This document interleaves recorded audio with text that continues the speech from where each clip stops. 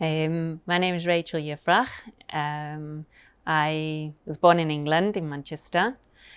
In 91, I came to Israel as a volunteer. And after being in Tel Aviv, there was a phone call to the offices to say that there was places in Kibbutz for volunteers.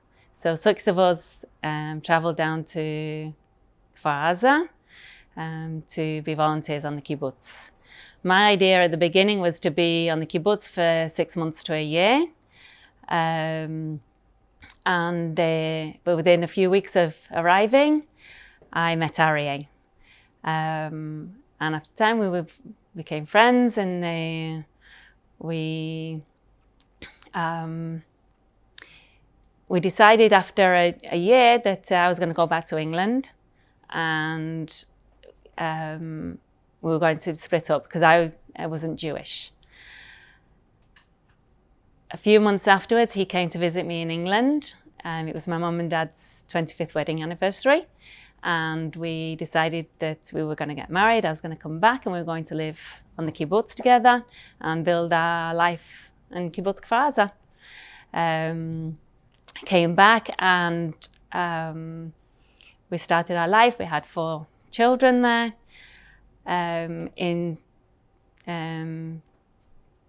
2008, there was a rocket that fell near our house. One was just out near the gates. One was next to our neighbour's house, and I saw the shrapnel hitting the floor and going into the neighbour's house. And all the children were outside, so I took everybody into our house. We'd built an extension. So after the extension, there was a few steps, and that was the only safe place we had in our house, because there was no safe room.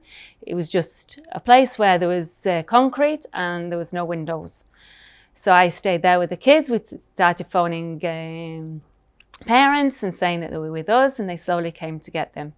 The 3rd rocket killed a member of the kibbutz, and the 4th one injured others who were helping. It meant that the kibbutz was in a lot of a big tension. People were thinking of leaving. We decided that I would take the children to England for the summer, because it happened in May, just for relaxation, to let them calm down, let the kibbutz calm down. And I took them by myself, the 4 kids, to England, to my parents' house. Arya decided to, it said that maybe we'd go and have a couple of years in England, see how it was working there and living there. It's something he'd always wanted to do. But in the past, I'd always said to him, find a job and we'll go. But I didn't really want to leave the kibbutz. This time I said the same, if you find a job, we'll stay. And he found a job, so we stayed. After 2 years, we asked for an extra year, and the kibbutz didn't give it to us. So we decided to give up our house and our membership of the kibbutz and stay in England. So those 2 years ended up being 8 years. And then when we came back, there was no room on Kfar. So we were looking in the Sha'ar Negev to find another kibbutz, because that's what we wanted. The children wanted Sha'ar Negev because they knew they still had friends, because we used to come back each year to Kfar, see friends. They always met up with their friends. So they had to still connect. We still had connections there. And Oshrit in Nachalos, she said that they were looking for people to join the kibbutz. So we went there, had a look, and we decided that we wanted to stay in Nachalos. So we decided to build our lives there instead. And we became members. And in December of 2022, 2, we finally, after 5 years of knowing exactly where our house was going to be and all the building of the house, we finally entered our new house, one that we'd planned from the beginning, and it was our dream home. So that's when I felt as though we'd really had our roots. Because it's our house, we knew that's where we're staying, so we could then also start building the garden and how we wanted it, the house, how we wanted it to be. So that's basically it, really. I did convert to Judaism before we got married, and we were married on Kibbutz Kfar. So yeah, that's basically it. All that week, I was in the gan. It was the holiday for Sukkot, so there weren't any gananot. So I was in charge of the gan with somebody else, and we had lots planned. They'd asked from the children to do a dance, one that was to do with one of the holidays whichever we wanted to do. A lot of the holidays like Shavuot or Yom Ha'atzmaut, the children perform. This is their ages of between 3 and 6-year-olds. So I decided that we would do the one for Yom Ha'atzmaut, and I had 2 songs to do. We were practicing in the gan every day, and there was a couple of times where we went to the pool so they could go on the stage and practice on the stage. The night of the 6th, it was the general, performance, and there was children there whose parents were also in the performance, so they were there as well. We did a little practice beforehand so they could go home if they wanted to eat or needed to go to bed early, but there was some that stayed.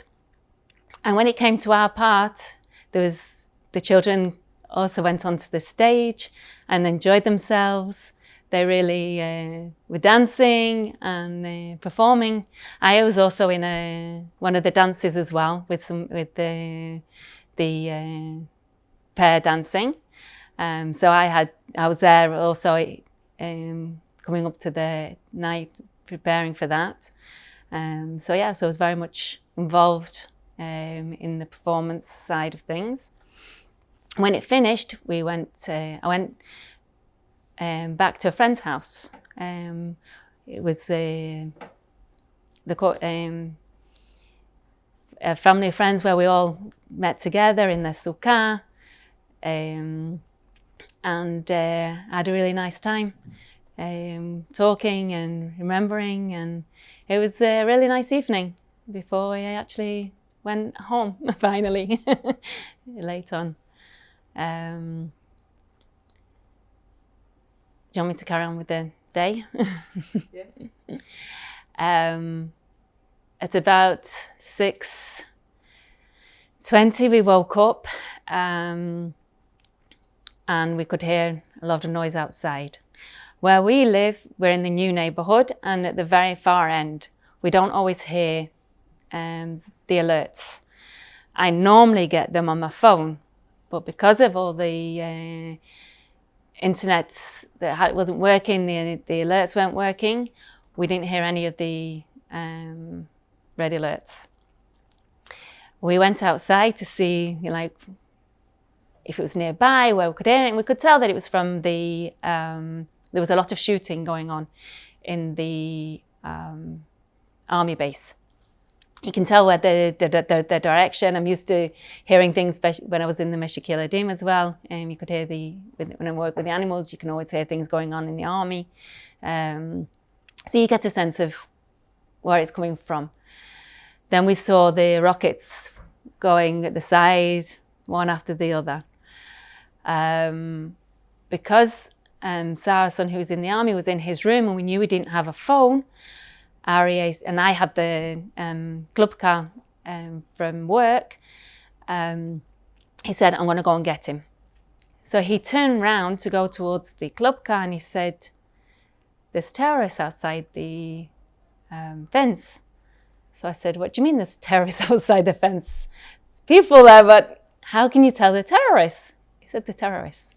So I got my phone out just to zoom in on it, just to see what he was talking about, and took a few pictures at the same time so I could see why he thought it was terrorists, because it didn't sound possible.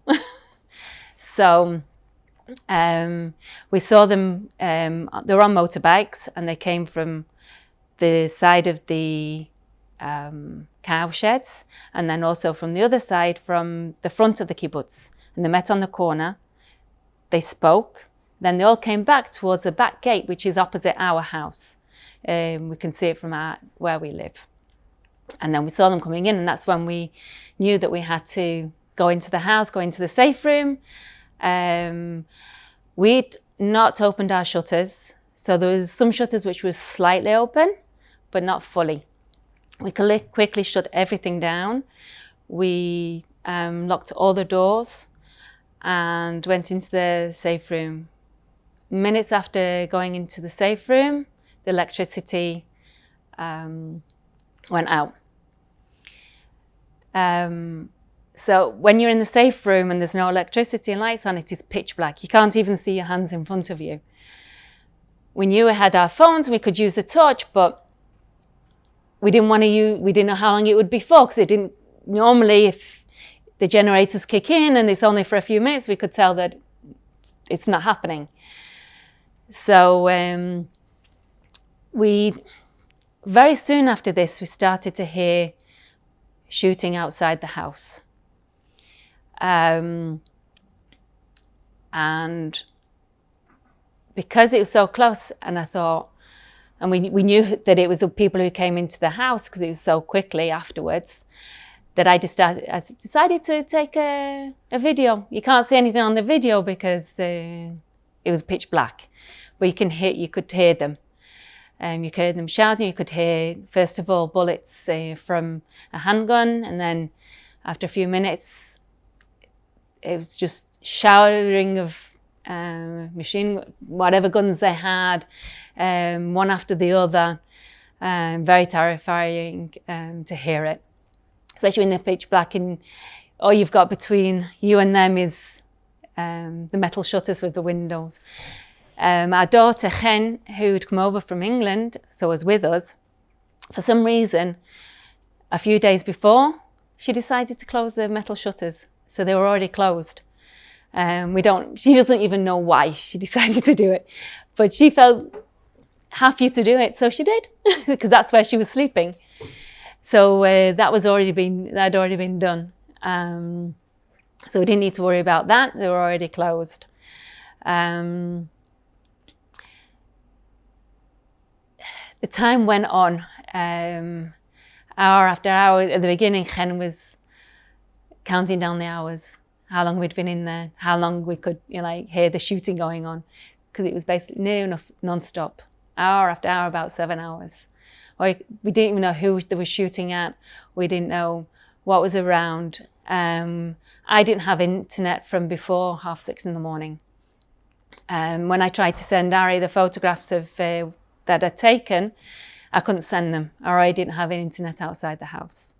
And then, of course, when we went into the house, we didn't have internet because we didn't have any electricity, so we didn't have Wi-Fi. Arya managed to get a few messages through, occasionally, but we were very much in the dark. He doesn't have the kibbutz WhatsApp group. I do, but of course I didn't get them. So I didn't know what was going on in the kibbutz. He didn't know what was going on in the kibbutz. He only knew messages that he was involved with, from the security, from maybe our neighborhood directly with the new neighborhood, that we have a little WhatsApp group for that, where people at the beginning were asking what's going on, what's the noises, but basically we were in our own bubble.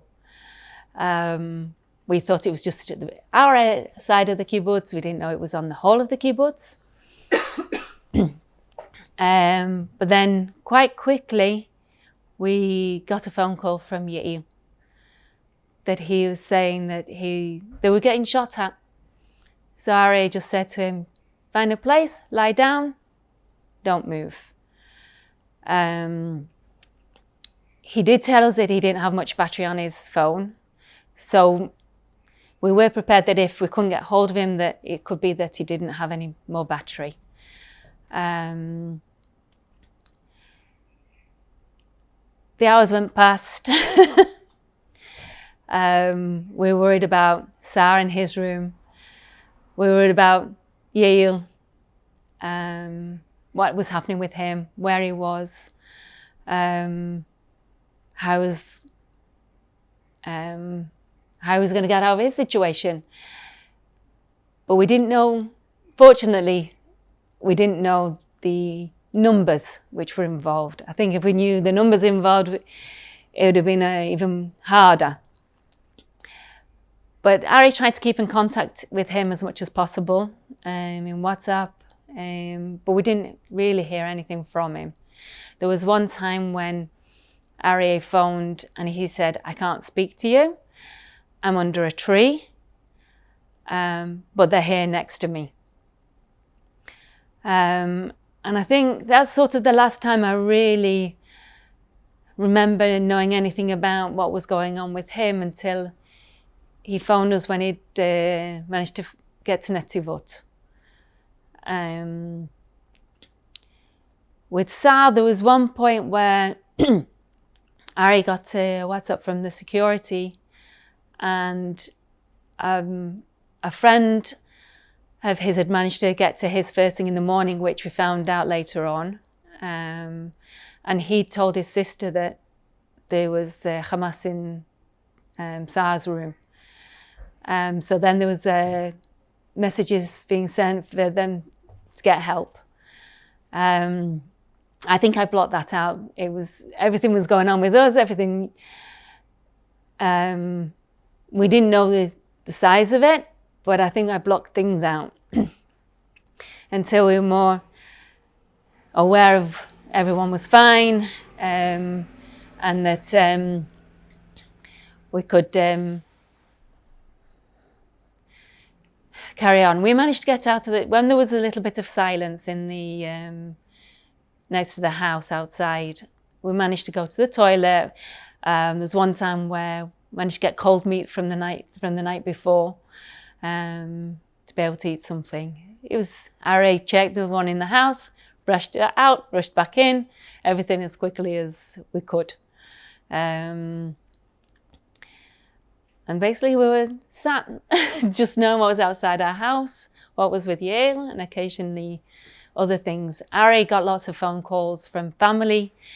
At one point we got a phone call from someone on the kibbutz that phoned us to say, are you all right? Alda, our daughter, who was in a cruise abroad, was worried about us. We didn't know that she was getting all the WhatsApps from the kibbutz. So she knew more of what was going on than we did. So she'd got worried. She couldn't get in touch with us. We weren't answering her. She managed to get in contact with us through someone else. So then we phoned her back, let her know that we were fine, we were all right, we're in the safe room, and keep in touch with her by phone.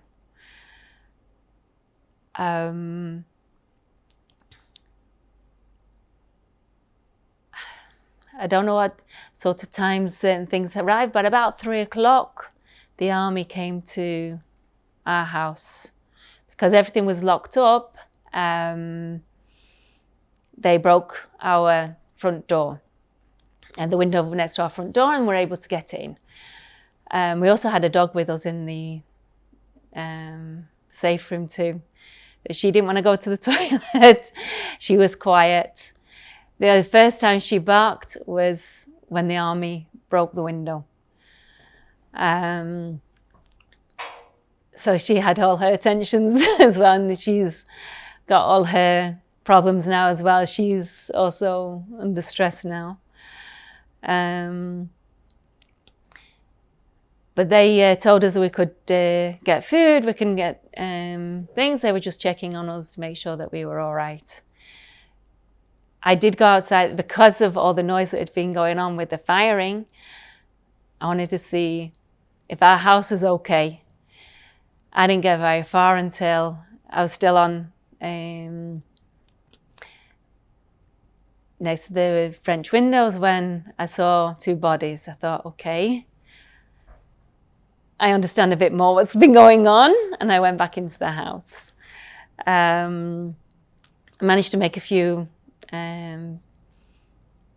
calls to family to let them know we're all right. When the electricity came back on, which was later on, we were out of electricity for about 9-10 hours. At about 9 o'clock, we got the messages saying that the army are going to start coming to everybody's house to so we can go meet in it, like everyone can meet up and leave the kibbutz. This is the first time that we ever left the kibbutz. In the past, we've always stayed on the kibbutz because I'm in charge of the animals. So I always stayed to feed them and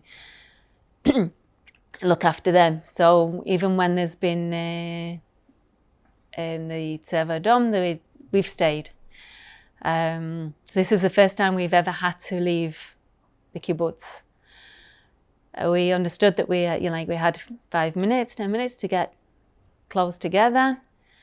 Went to get our little bags, put whatever we could find into our bags and waited for the army. The army came to us about 10ish, I think. When they came, we knew that Sal was still in his room. So he lives near the pub and we're on the other side. But they agreed. We got in the Hammer and we went together to his room. We knocked. I shouted to him. I called him in English so that he would know it was me. To tell him we've come to get him. So he came out with all his stuff and his friend, and we got into the Hammer. On the way back down the road, I went to my other son's house, who'd been in the festival, let his dogs out of the house. We couldn't take all the dogs because he had 2, but we knew that they could at least fend for themselves. They could find food, they could find water, they could find people. And then we went to the factory to where everybody had met up. We were there for a few hours. I think we were probably the last bus to leave there and go to Mishmaya Negev. There we waited another few hours, and finally we left there at 5 o'clock in the morning, arriving in Mishmaya at 7 o'clock, to a place where we didn't know because we'd never been here before. We were given a room, which was just a room for 5 of us. The toilets and showers were separate. Arya phoned his cousin, and we decided we were going to, first of all, go to his cousin's house, relax there. We were there for a few days. From Arya's work, we were given a hotel room in Herzliya. So he wanted to see his friends, so we decided to go there for another few days. But after a week, we decided that it was time to come back to Mishmaya to be with the kibbutz. All the week and the following week, we were busy going to funerals, hearing of other people who'd been murdered from not only from our kibbutz but also from Kfar Aza. Close friends, children who were the age of our children. That was hard. But also we managed to see friends, and we're glad to see them alive. They were glad to see us alive. From day to day, we didn't know what we were going to hear. Who was still alive? Who wasn't? Who had been kidnapped? Who was okay? So yeah, it wasn't easy. But after 2 weeks, I decided that I was going to go back to work, because I worked with the kids. The kids had gone back to the GAN. And so they only had it was a few hours a day, but it was something. Just get back into a routine. But it was not easy. I think that was about it, really. They don't want to go home. Feels though I need to go home. After the army had been in our house, that when we'd left the house, the army came into the house, and they were staying using our house as a base. There was one time when Chen was still with us in the Kibbutz up here, that she wanted to find out if her passport was on the way to Mishmaemek, or if it was still in our house. And people who were working with us in the animals, they have animals there, and they had to come and check on their animals too. They had actually opened up all the gates to all the animals, so they could just freely wander around. So whoever could survive until they were able to take them out of the kibbutz. But he'd come back to the kibbutz, and we'd asked him if he could bring our car out, because our car hadn't been destroyed, or they hadn't even gone to the parking lot where our car was.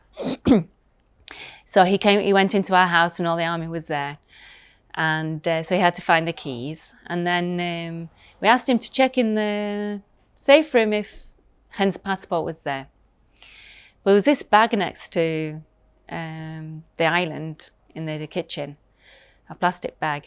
And he said, but there's a passport in here, American one. So I said, yeah, but we don't have American passports, it's not ours. He said, but do you want me to bring it to you? I said, but I don't know who it belongs to. And he said the name, and I didn't recognize the name. So we just left it, and we discovered that Chen's passport wasn't where it was. So that must be on the way to us, because we'd asked for it to be sent to us. He took our car to Arya's mum's in Beersheba. And one of the times I went to Beersheba and went to her house, and she brought me the passport. So we looked at the passport and said, we don't know whose it is. And so we looked it up on Instagram, and it was actually the American girl who was in Gaza, being held hostage. So we were able to bring the passport back up here and give it to her family, because it was when they were still in Gaza. We found it, so that was a bit of a shock why it arrived in our house. We don't know where it'd come from. It was with other things. Maybe the army had found it somewhere, we don't know. But at least we were able to give the family reassurance that it hadn't been stolen, and they were able to get it back. So after the army had left our house, and time had passed, and we were able to go back to our house to bring more things. Everything had been moved in the house. There was all the cutlery and the pots and pans from the kitchen out on the worktop, and I found that hard. So slowly over the months, I've been slowly going back to the kibbutz, and for my mental health, I've been organizing the house, cleaning it, cleaning the settee, the sofas, because everything had been left with getting dirt on it. The sand was going into the materials, and decided cleaning my head, cleaning myself was also cleaning the house. So I've been organising the house, organising the garden, I had brought plants back here so that I could at least have plants that I could take back with me.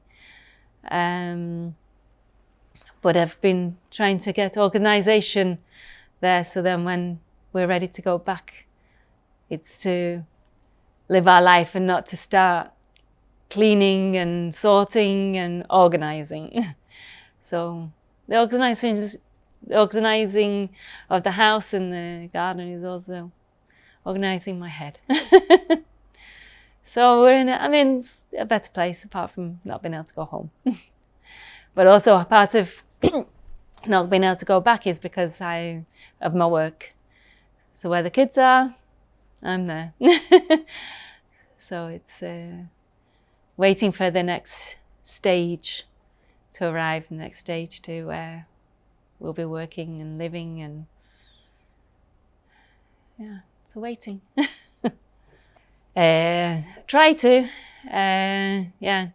Also here we're lucky that they have a studio for pottery, so I go there regularly. I've been making things that I can take back. I made a few light holders for in the garden, so they'll be light when we go back in the garden, in the house. Making pots for my plants that then can regrow, and yeah. So also making here for going back.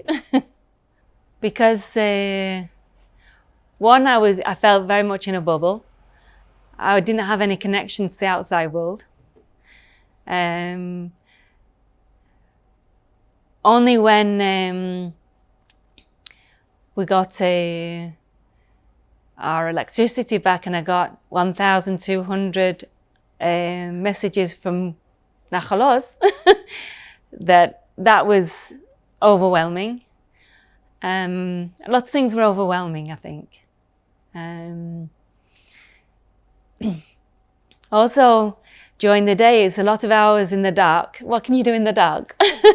I tried reading, but the book I was reading was quite heavy. Too heavy for that day.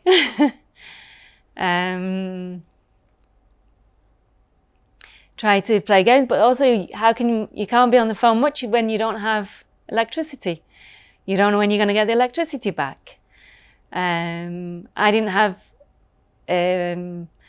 contact with anybody because they couldn't phone me, they couldn't send me messages, they couldn't do anything. I couldn't send any messages. Whatever else I was told. So I felt very much in that room in the dark with the noise outside. I think over the years I've been in so many situations that I've just had to cope. You cope. I was nearly in a attack in Manchester when a bomb went off. I was lucky. I'd just moved from that place, so you just cope. I sort of do. I'm a person for doing more than anything. So it was hard not doing. But I think as a mother of 4 kids, you cope with injuries, you cope with things going on. The amount of times I've had to take them to hospital because something's happened. You cope. You don't let your feelings at that time get the better of you, because you can't. I think most of the things, we slowly learned of what had happened, sometimes it felt as though it was not real. And what was going on sometimes didn't feel real. I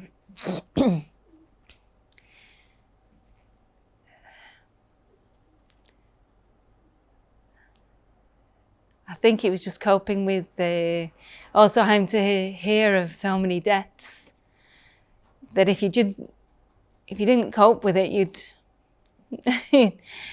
it would be a struggle to live. It would be a struggle. So you cope. I think also when everything happening for us, it was the case of making sure the kids were safe inside the house. A lot of the times I find myself by myself, so I have to do. As a mother, you do. You're proactive, you do the best you can, you do things when you can do it. Not to let things too much or block things out. Yeah, I think I just do for helping me or helping others, or get on with it. To rebuild, restart our life in Nachalos. That I think once Chen comes back from England, we'll be a family here. And that I hope that that the kids can find their own way, what's good for them, overcome this last nearly year. Probably by the time we go home, it'll be nearly a year, where you're not in control. And I think that's part of it as well. Everything where we're living, everything what we're doing isn't in my hands. So things which can be in my hands and I can do, I do. And I hope that the security in Shar Negev and Eshkol and all the area around the Gaza Strip will be more relaxed. I hope people will come back, and that the area can flourish, and be a good place again. And we also have friends whose kids are still in Gaza, from Kfar, also from our Kibbutz. And I just hope that they can be released shortly, so they can have their families back together too. And I think I'm grateful for that all my family was able to come out of that day in one piece. Things could have been different. We know things could have been different, and we've been very, very lucky. Very lucky. Yeah.